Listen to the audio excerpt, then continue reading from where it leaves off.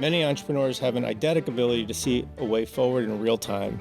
It's an instinct developed through consistency, focus, and determination, 24/7, 365, or 8,760 hours, year over year. That's why 8760 seeks to shed light on how leaders build businesses and brands, and clarity of the future is defined by a cipher of their minds.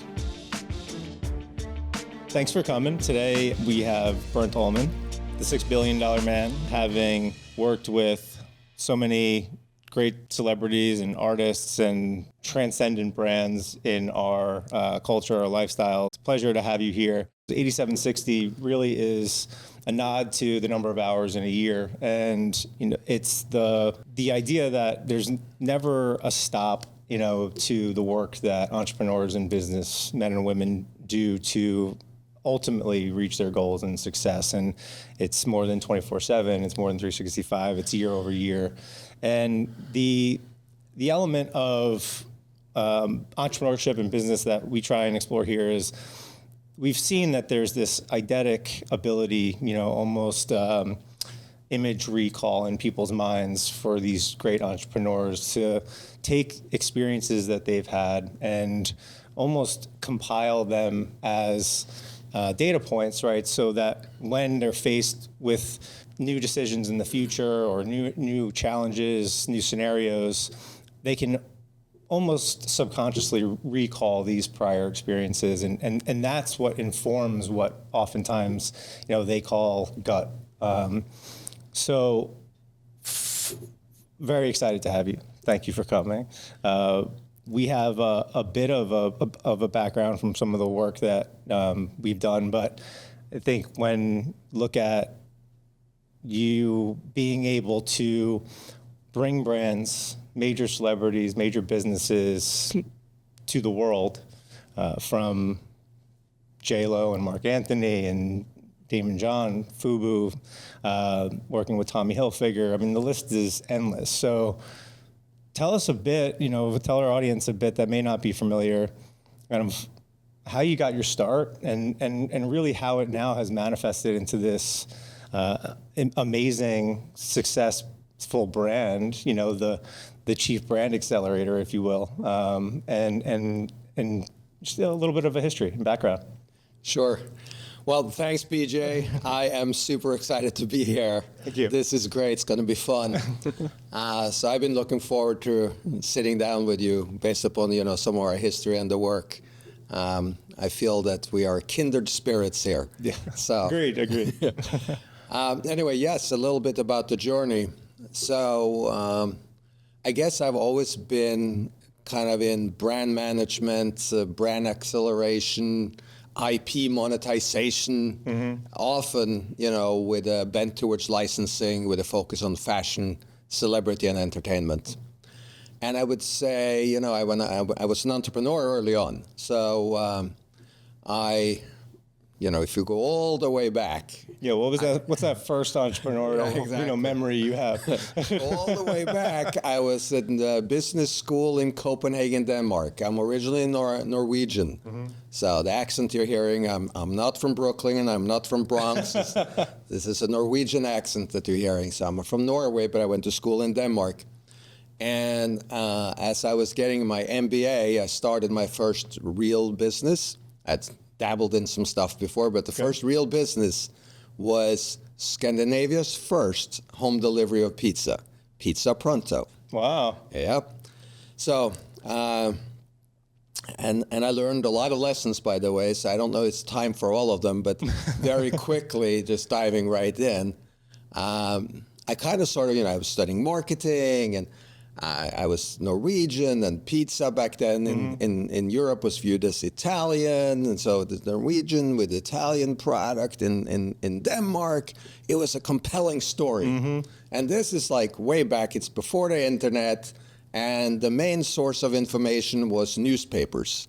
Okay. And, in Copenhagen back in the day, we're now in the 80s, there was really one dominant newspaper. I went to them and pitched them an article about this young Norwegian. They bought it. So they came out, and I had exactly 2 pizza trucks with Pizza Pronto on the side, with our phone number. And I figured, I was a genius. Yeah. I had pictures taken next to my truck with the phone number. Yeah. And I was so excited as I was waiting for this article to come out. I figured, I have it made. I'm done already. Yeah. And what I hadn't really, thought about was people get their newspapers kind of like 6 a.m. in the morning. This is the weekend paper. I'm on the cover. So around 6:05, the phone started ringing. By 7 a.m., long before we were up and running, we typically started our business on, sometime in the afternoon. By 7 a.m., the phone system had shut down. It was overwhelmed. It got back up in the afternoon in time for us to start doing business. I had to bring in friends and family and everybody to just help answering the phone. We got the trucks on the road. First, truck number 1 broke down. Then truck number 2 broke down. So we delivered soggy, cold pizzas 3 to 4 hours late. That was our debut. Wow. Yeah. That was my big. That was far from the 30-minute guarantee Domino's was doing. Exactly. So I learned a really important lesson. You get one shot at making a first impression, and you might as well make it a good one. I was not ready. But anyway, so that was the first entrepreneurial stint. I then moved to the United States, started my own business. Nor Partners, because we were 4 Norwegian partners. Okay, so really a brilliant name, Nor Partners. Scripted brand, But we had a great run. It was amazing. I learned a lot. This is like the mid-'80s in LA. It was a rather high-flying and exciting time. So met my lovely bride-to-be. And we're still together all these years later. Moved back to Norway for a couple of years, and then came back here. And really, the interesting part is, going back to some of the questions and what informs what. One big step up, I had a couple of jobs, but Nor Partners was really in the fashion industry. Okay. So, and it's funny how that goes. It was completely coincidental. That's another story that I normally don't tell, but the very, very fast version of that is, it was kind of a dark night in a bar on Ibiza, and I was sitting with one of my very good friends, one of my best friends. He had started a home delivery business, and I had started the pizza business. Yep. And we were probably quite a few beers in at this venture or juncture, and we were kind of like the only 2 guys from business school that started our own businesses. So can you imagine what would happen if we started a business together? So we're like, okay, destiny. Yeah, clearly, right? Brilliant. So, but then he said the fateful words, well, but I don't want to be in the pizza business. Okay. So I could do no less. So I retaliated. I don't want to be in the home improvement business, because that was his business, and I'm a fool. Because fast forward, he went back to that business, and he is, independently wealthy for years and years, But be that as it may, so we needed a compromise. Okay. And the compromise was, we were looking, hey, we're both wearing clothes. Fashion business. So that's coincidental, right? So Nor Partners was actually in the fashion business. Okay. So now fast forwarding, it's funny, once you start with something, you get some core competency, you get some value in the market. There is a cost affiliated with changing, an opportunity cost. So the lowest hanging fruit for me at that time was clearly to stay in the fashion business. I had credibility and I had a market value that surpassed what it would have been if I was to go somewhere else. Yep. However, so I, as I said, moved back to Norway, then came back to the States, still in the fashion industry, and then kind of leveraged some of the background and having started my own Nor Partners, and took a meeting over at the Donna Karen Company. And I sought them out. They didn't have a job, and I went and I spoke to them. I pursued them on a number of occasions, befriended a couple of the senior management, went in for coffee and said hi, that type of stuff. Yeah. Lo and behold, one day they had an opening. I was invited in for a formal conversation. And I left that day as corporate vice president of the Donna Karan Company. And that was actually a big jump in terms of, market value again, because now there is perceived credibility. So association with the title and a well-known brand position. Absolutely. Yeah. So the affiliation with an established brand increased my brand value, if you like. And then fast forwarding from there, that was great. And I had a really awesome run. I opened 85 of their flagship stores all over the world. Took their international division from less than 40 million wholesale to over 250 million wholesale. But then at one point I realized that what they really needed as a brand was kind of a steady hand on the tiller. Not too much innovation. They had plenty of innovation coming from Donna, who is a genius. Yeah, they didn't need the accelerant anymore. They did not need that. They needed just someone that could do, business as usual type of, and that wasn't exciting to me. So I started looking for something different, something new and fresh, something like, bringing Scandinavia's first home delivery of pizza. What is new? What's fresh in the fashion industry? And I caught on to the emergence of a whole new shopping demographic. And this demographic, now that arena or genre is often referred to as streetwear, back then it was often referred to as urban, and by the way, urban is just something that the traditional market, we are desperately in need of handles. Everything needs to fit in the box, particularly for the large retail. 100%. So, there were none of those consumers that woke up in the morning and said, well, I'm going to have myself some urban breakfasts and listen to my urban music and put on my urban clothes. That's not how, they were just, a young emerging demographic. But that emerging demographic had spawned a whole new lifestyle, born out of rap and hip hop. And particularly this brand was called FUBU, for us, by us, founded by Damon John. Now the people's shark on Shark Tank. Yeah. Back then, founder and CEO of FUBU. And I became president of FUBU International. And Damon has been kind enough to credit me with taking FUBU from under 100 million wholesale to over 400 million wholesale. And clearly I was just part of a team, but it was an amazing, run. Seeing him give you some very appreciative credit on some interviews and some videos. So I feel like you may be being a bit modest with your impact there. No, he's a great guy. And it was a great team and it was a great time. But the visionary was him and the co-founders recognizing this emerging, marketplace and shopping demographic. I left and only because there was an acquisition team, and the CEO actually that hired me at Donna had gone to another company. He called me and said, hey, I'm over here now, and we're looking at this acquisition. We're not sure exactly what we're looking at. Okay. It would be great if you could come and talk to us. So I did. I joined the acquisition team.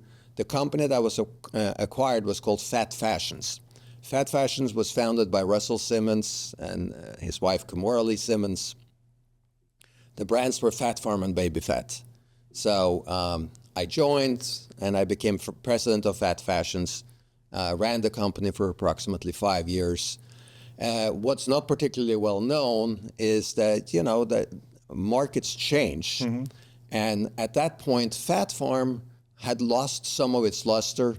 The company overall was losing, probably a couple of $1 million. Okay. And we ended up changing the operating model entirely. And that was tough. I walked probably 80 employees out the door, thanked them for their services. Never, a good or exciting thing to do emotionally or personally, but it was the right thing to do for the business. We changed into a licensing model. Okay. We became 100% licensed. So we oversaw the brand, set all the standards for the brand, approved all the designs, retained 100% creative control, but had best-in-class operators that came in and ran the various products.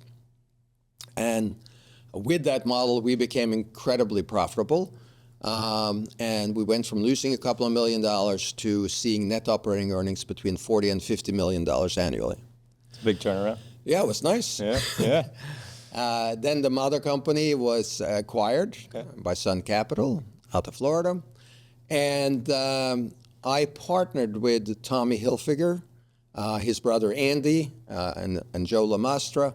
And the four of us formed something called Star Branding. And the premise being that stars can be brands. Mm-hmm.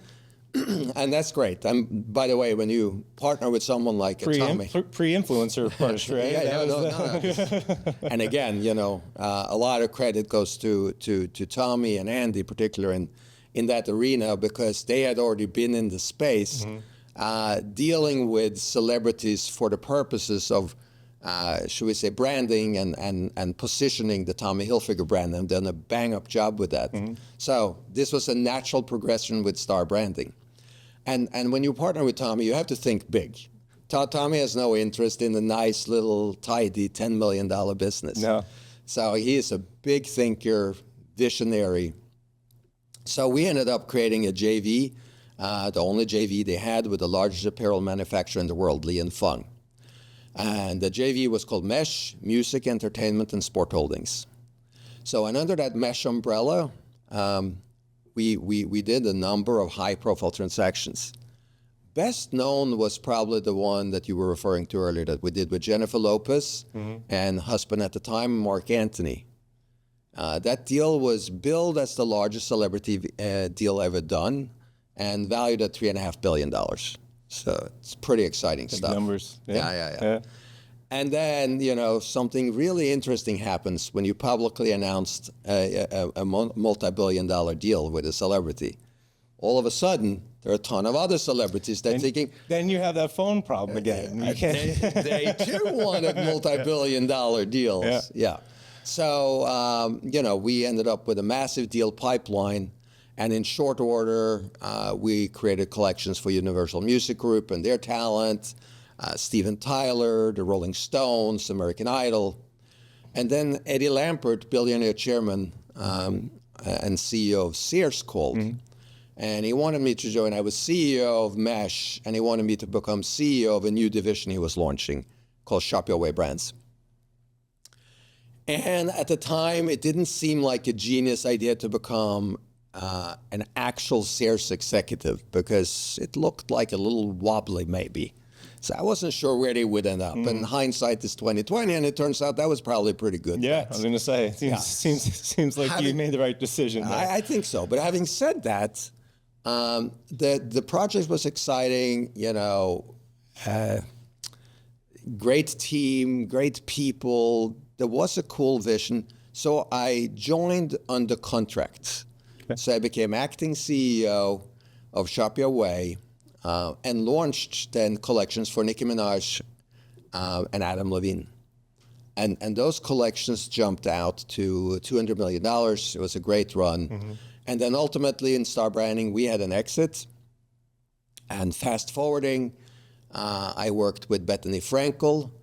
She was one of the housewives from New York, created the brand Skinny Girl. And by the way, it's a story I love because, a lot of my career, as I said, has been about brand management and brand acceleration and IP monetization. And the Bethany story, I think, is really cool because, the housewives of New York, or Real Housewives of New York, I don't know if you're familiar with the premise or the show, but... I may be, but only through my wife. Yeah, of course. Like everybody else. And Potomac and L.A. and, what others are there? There are plenty. It's a huge franchise. But, it is kind of the premise is a little bit like the ladies at lunch, and then have maybe one cocktail too many at lunch, and then drama ensues. Yep. That seems to be a little bit of the premise of the show. And they were all, supposed to be well-to-do ladies. Mm-hmm. So Bethany was not well-to-do when she joined the show. She had the gift of the gab, great, on the show, but not wealthy. Mm-hmm. She needed a storyline. They all need storylines. So Bethany created the storyline of Skinny Girl. Skinny Girl cocktails, Skinny Girl margaritas, because the premise was The ladies should be able to go out and have a good time without packing on the pounds. Yeah. Great idea, great concept. So Skinny Girl cocktails were born. 3 seasons in, she sold. Not the company, because there wasn't that much of a formal company. Not the whole brand. She sold just the alcoholic beverage rights to Beam Suntory for $100 million. That's the power of brand. That's the power of Bethany. And this is one of the reasons why I love branding. So all of a sudden, Bethany was certainly well-to-do. Yeah. So manifested it. 100%. And by the way, going back, to the Russell story, that's another great story. So I don't know if you know, but Russell Simmons, his original claim to fame was in music. And he founded Def Jam. He sold Def Jam, I want to say, for $100 million. And then Russell was the one that said, hey, there's more to this than just the music. This is a lifestyle. So he created then Fat Farm, the brand Fat Farm. And, a lot of people are, Russell, man, what you doing? And there were some trade shows. The trade show was called Magic. He would go out there. I think I remember they had a reality TV show to coincide with that too, because they would talk about Fat Farmer, promote it, and he had his daughters. That's right. As designers, or 100%. Yeah. No. Which, by the way, they're all really good. And even today, I would say, as much as our habits are changing dramatically, TV is still a pretty powerful medium, to reach a wide audience. So that's definitely true. Russell, goes out there. He sits, small boots, 10 by 10, 10 by 20, and people are shaking their heads. Hey, what are you doing? He stuck to his guns. Well, he had done really, really well with his Def Jam. So, many people would have just rested on their laurels. Not Russell. So he built out the Fat Farm brand. He had this vision, and there are a lot of lessons along the line or along the way. So Fat Farm was really the mantra was classic with a twist. So one of the logos was an upside down flag, only for the reason to speak to, hey, this is classic, but with a twist. Sure. And one of the stories, and I'm rambling on, but one of the stories, which I really love, is that back in the heyday of urban clothing, there was a lot of, football jerseys and hockey jerseys sold. And certainly it was a mainstay for FUBU. I was going to say, that was the first thing that jumped to my mind was the FUBU jerseys when you said millions and millions of dollars done in those jerseys. So Russell got an offer for an order for 50,000 hockey jerseys in one sitting, and those were not cheap. That's a huge order. It's a multi-million-dollar order. And much to his credit, he never took the order because hockey jerseys were not on brand for him. It was not classic. And a little further down the line, fast forwarding, he sold Fat Fashions for $140 million. He didn't sell the company. Yep. He sold the IP rights to the Fat Fashions brand, Fat Farm and Baby Fat, for $140 million. So how do you think he maintained that type of discipline? I'm sure you've had to even kind of use that restraint yourself in some deals. I mean, this Sears example is one. What do you think gives you that ability? I think honestly, it's about having a vision and having this. Maybe there is a certain level of naivete, for lack of a better term, where you believe in that vision and you stick kind of to your guns. You're seeing something and you have the ability to visualize it. And it's kind of like, and I can't even remember the full example, but it was a sculptor, and he made something out of a huge, rock, and he made this, and I think it was a beautiful elephant, but it doesn't really even matter. And he was asked, like, oh my goodness, you took this piece of rock and you turned it into this gorgeous elephant. Like, how did you do it? And he said, I just removed every piece that didn't look like an elephant. So similarly, if you have the ability to see stuff that looks like noise, you can kind of stick to the vision. So certainly, Russell had that ability. Like, honestly, so many of the, strong personal brands that I've had the pleasure of working with, that's one of the things they all have in common. That's interesting because a lot of times, as consultants or, business advisors or even as marketers, we're trying to sort of work backwards, right? What's the ultimate goal? What are we creating? Are we creating an elephant or are we creating a sculpture of a woman, right? And then trying to lay out the steps to get there.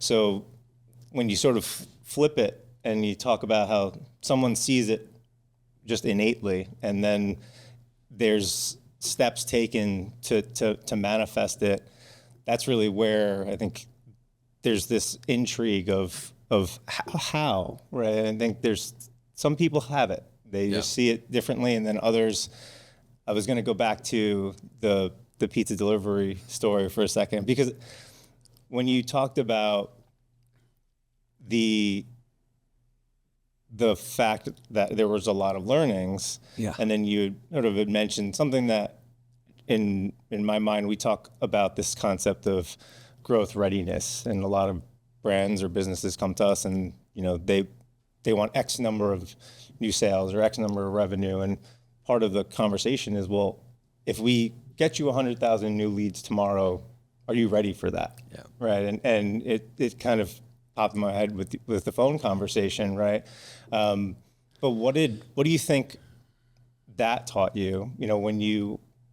If you look back, right, and you kind of go through some of these other decisions that you made, or the other deals that you've joined, like, was that something in that always in the back of your head?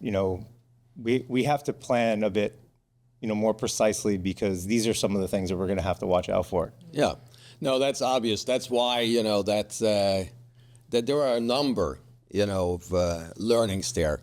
So. Another one, I mean, the first impression one is just huge, and it permeates everything I now do, to be honest. That's probably the biggest takeaway, because if it wasn't because, home delivery of pizza is such a kind of innately strong idea, Pizza Pronto would have been out of business before it ever got off the ground. Right. But, there were many other things, because, you ended up, that was kind of my first real thing other than, being a student and having a grand old time. And I kind of also, and I don't know if this is mine or I picked it up somewhere, but I feel like I was always focusing on you cannot guarantee the results, but you can always guarantee the efforts.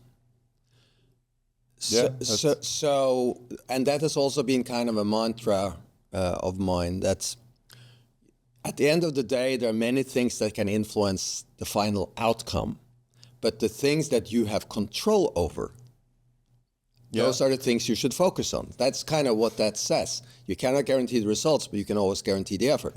So you can control that. And, and it's kind of like the old... what is luck? It's when opportunity meets preparedness. And the harder you work, the luckier you get. There's so many of these, right? They all came out of that first stint for me. And are kind of little mantras to live by. What was it's interesting, because everything that you've sort of outlined has this through line of a mashup.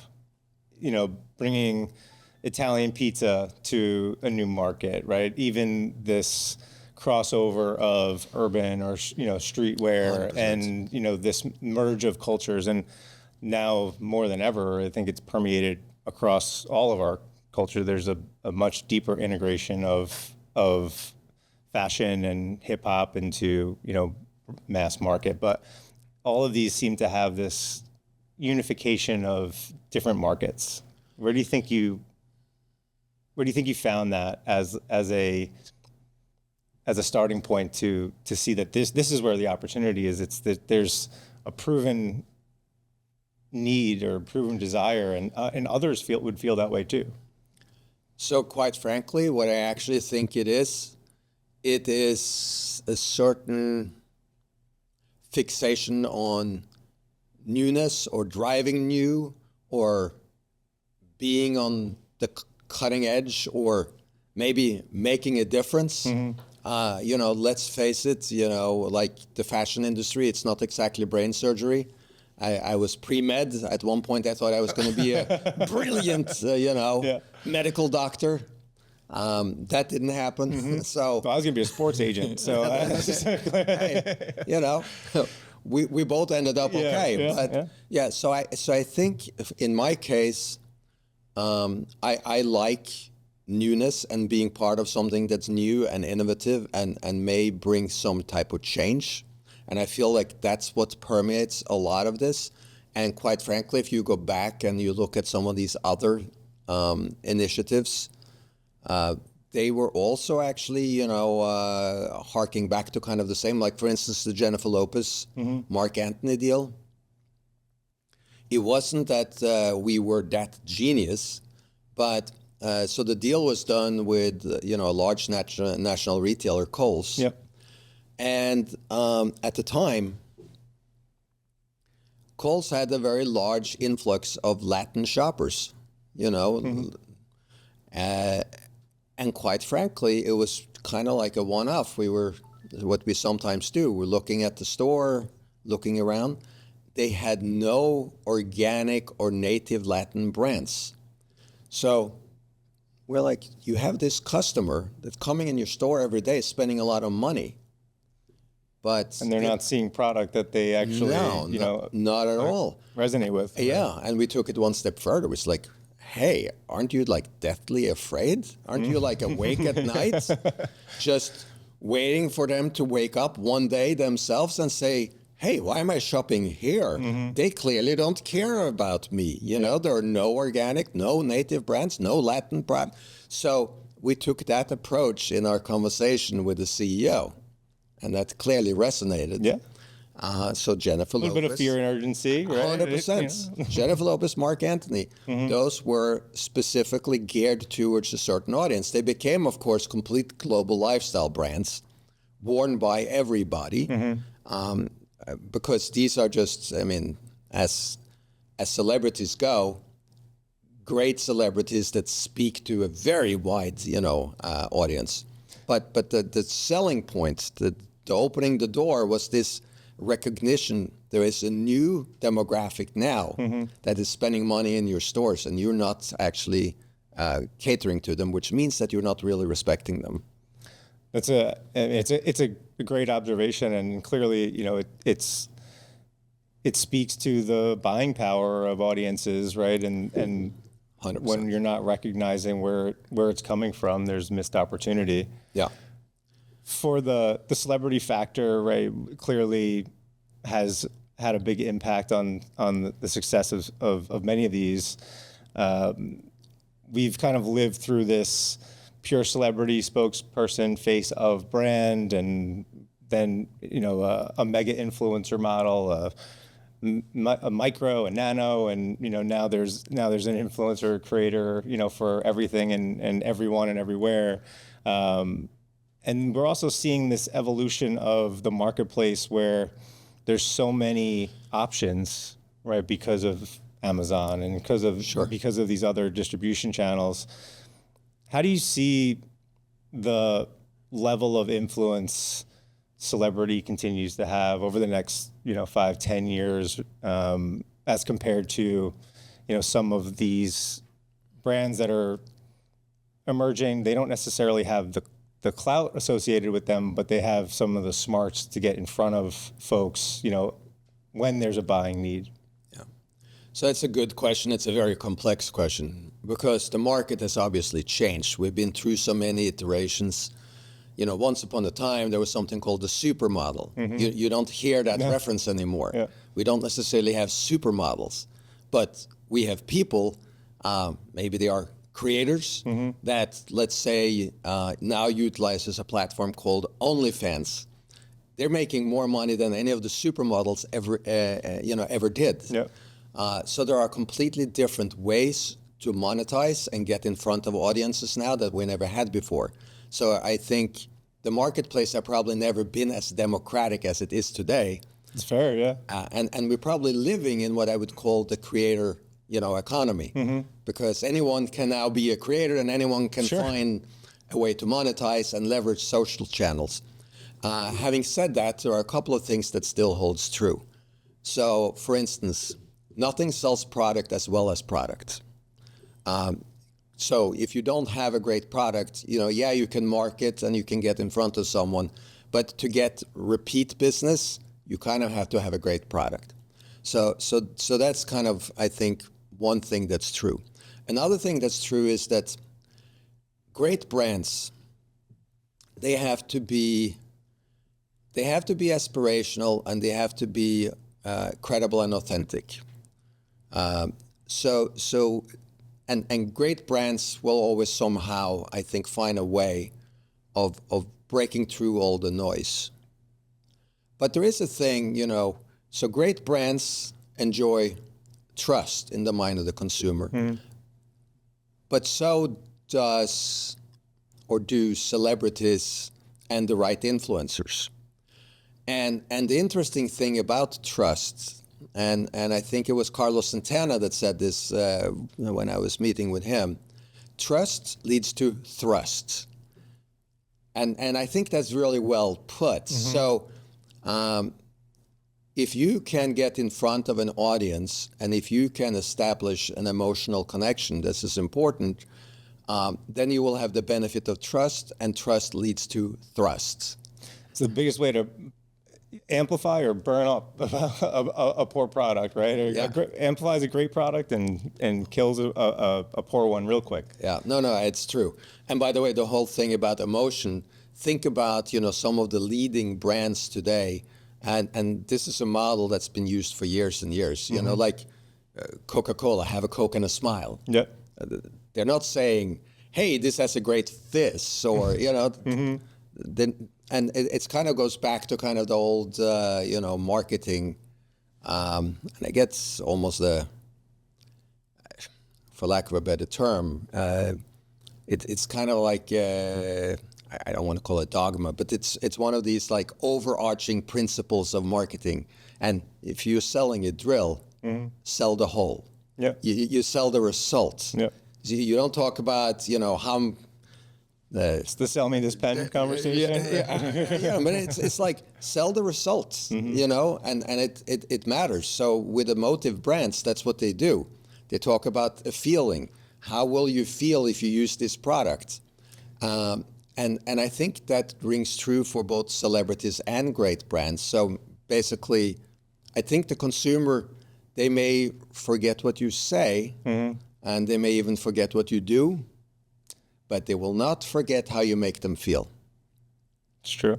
Yeah. So that's pretty profound, I think. So, absolutely. I think it's a really good point. And when you think of the trust factor, it's tying back through into, it has to connect with the lifestyle that consumers in, and the celebrity factor is the ultimate beacon of the ideologic lifestyle that person wants. It is always the dream world of many. As we said, great brands are aspirational. But of course, it's funny, the kind of juxtaposition to that is you cannot necessarily just take any celebrity and apply them to any product. That won't work. The consumers are way too smart. And for instance, I mean, if you think back now, it was back in like the urban days, Eminem, the artist. Yeah, he got called out for a few different. But yeah, for sure. But at one point, he was the fastest selling artist, bar none. He was so big. And but he was polarizing for some obvious reasons. And it was compelling because there was a whole area of the world that was so excited that there was, a different type of representation and that there was permission now to be, in this lifestyle, and there was resistance from the other side. So 100%. But so here's the interesting piece. So no different than some of the others. He launched his own collection. He has an alter ego, Slim Shady. Yeah. A lot of people don't know there was a Slim Shady collection. But the Slim Shady collection was never very successful. And I think one of the reasons we talked about credible, authentic, and aspirational. Now, I don't know, but it might be that in the mind of the consumer, was he aspirational as a designer? Was it credible that he, if you looked at him, was someone that cared about clothing? And so those are some of the interesting things. The consumers are super smart. They know. When you were talking about that earlier, in my mind, I didn't want to say any names because you're probably friends with them, so I don't want to insult anyone. But, you see some of these commercials, now for... it's mostly in pharma, and you're kind of, rolling your eyes about these endorsements, and, you feel like there's almost something, that there's a big money play there that, hey, I don't know that I could say no either. But the funny part is those partnerships never work as well as you would think because the consumers perceive them as inauthentic. So again, if it's not credible, it typically won't deliver the same type of results. So I have one more question for you. Yeah. Many of the articles and references of your success and stories talk about the man behind the brands. What's kept you behind? How come you haven't? I don't know that I could sit there and have, Damon publicly, praise me and thank me for helping him grow, and then watch him on Friday nights on Shark Tank and not think, well, how come I can't get in that seat? So you know what? That actually never bothered me. And maybe it's a little cultural, being from Norway. We actually have something there called janteloven, which most people probably haven't heard about here, but it's kind of a fundamental principle of don't think you're better than anyone and all of that stuff. But so I don't know that it's that. Ultimately, I obviously left, so I had kind of bigger visions than that. But it is also a recognition, and it's a recognition of the importance of, in this case, the celebrities being and playing the role that they're supposed to play. They are supposed to be in the limelight. They are supposed to be the halo for the brand. They are the tip of the spear for the business. So I think if I was to try to compete with that, it confuses the roles. And I don't think it would be helpful in kind of optimizing and again, I'm there to try to build something lasting and meaningful and accelerate and quite frankly, more often than not, what you really want in these successful partnership is that you're a great celebrity, continue to be a great celebrity. Now, and by the way, you are creative. I don't have a problem with the creative, celebrity. It's very often a namesake brand. Clearly, the vision for the brand needs to come from the celebrity. What I do is help distill it. So we often talk about, brand DNA, right? Yep. And what is brand DNA? It is really what are the different facets that make up the brand. So now you take a persona and you say, what does this persona embody? And then part of what I do is I try to capture that and distill it into, okay, what does that look like as to say a fashion brand or a global lifestyle brand? I think if I didn't play that part, but try to kind of quasi-play the part of the celebrity, I think the wires would get crossed, and I don't think that keeps you focused. Yeah, I don't think it would be helpful, quite frankly. So no, I'm perfectly happy to be the man behind the brands. And the reality is, it's not even only when you're dealing with, personal brands. I think it permeates everything. So, for instance, we were talking about earlier, newness and being on the forefront. I'm spending a lot of time now in the world of Web3, working with a company called Cosmic Wire. Cosmic Wire has a founder, and the founder's name is Jared Fink. And to me, Jared Fink is Steve Jobs. If you understand what I mean. Yeah. He's the visionary. It's his creation. My job is to help amplify that. I am not there to compete with Jared. To be, operationalize the vision so it can be realized. Yeah, and quite frankly, try to put it on steroids. To accelerate, but if that makes sense. It does, absolutely. Yeah. So that's how the man behind the brands came about. Who's on the bucket list? Who's someone you'd love to work with that, if they're watching?